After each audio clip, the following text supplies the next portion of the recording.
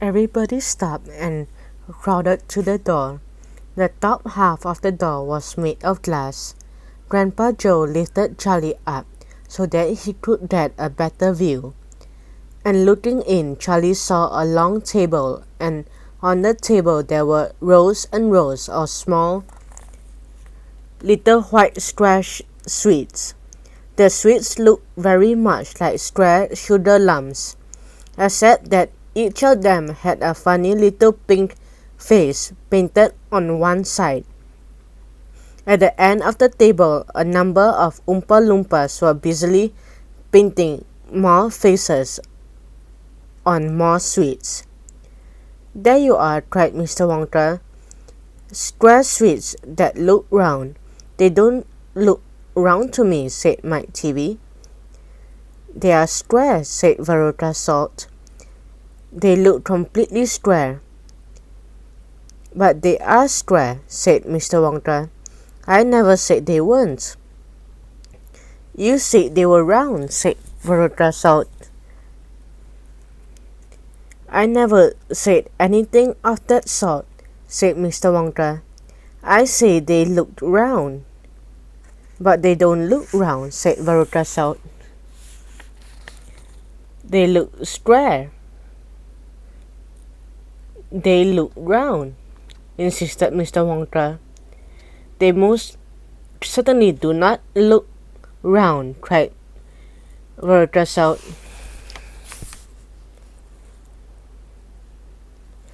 "Veruca, darling," said Mrs. Salt, "pay no attention to Mr. Wonka. He's lying to you." "My dear old fish," said Mr. Wonka, "go and boil your head." "How dare you speak to me like that?" shouted Mrs. Salt.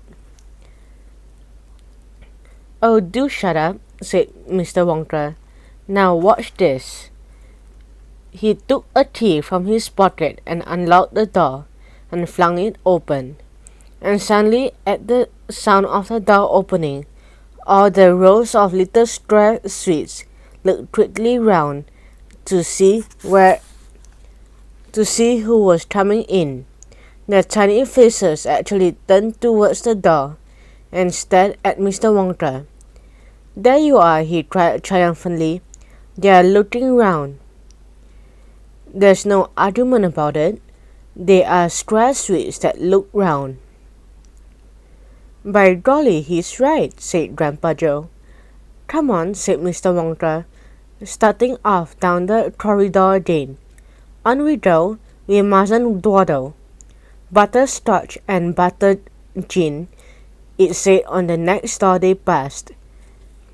"Now that sounds a bit more interesting," said Mr. Salt, Veruca's father.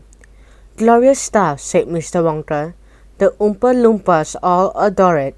It makes them tidily listen. So you can hear them in there now whooping it up." Shrieks of laughter and snatches of singing could be heard coming through the closed door. "They are drunk as lords," said Mr. Wonka. "They are drinking butterscotch and soda. They like the best of all. Butter gin and tonic is also very popular. Follow me, please. We really mustn't keep stopping like this." He turned left, he turned right. He came to a long flight of stairs. Mr. Wonka slid down the banisters. The three children did the same. Mrs. Salt and Mrs. Teavee, the only two women now left in the party, were getting very out of breath. Mrs. Salt was a great fat creature with short legs, and she was blowing like a rhinoceros. "This way," cried Mr. Wonka, turning left at the bottom of the stairs. "Go slower," panted Mrs. Salt. "Impossible," said Mr. Wonka. "We should never get there in time if I did." "Get where?" asked Veruca Salt. "Never you mind," said Mr. Wonka. "You just wait and see."